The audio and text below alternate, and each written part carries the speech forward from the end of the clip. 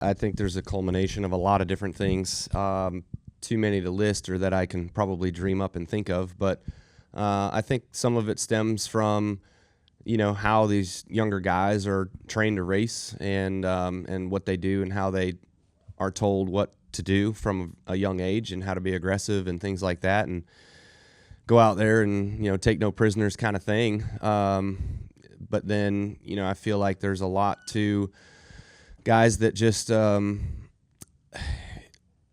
I don't know. I mean, a lot of them it's crazy because a lot of them are friends off the track too, and then they're running over each other on the track, and even teammates are running over each other. So it's just, I guess there's just not enough payback per se, even though you kind of look at Denny and the Chastain thing, and they've continued to go back and forth a few times.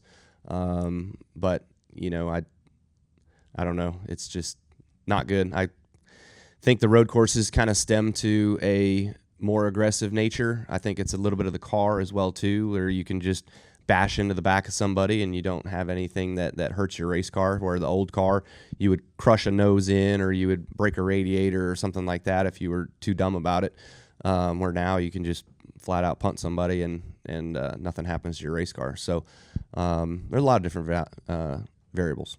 Dustin Long, NBC Sports, in talking about the lack of respect, you talked last week about Tyler Reddick and saying, hey, you hadn't had any issues with him, you raced him clean. What is it that he has done or what you guys have been able to do where you haven't had those issues, in the sense of what do you see out of the respect? What is he showing that you are not seeing potentially out of other people that are young drivers as well?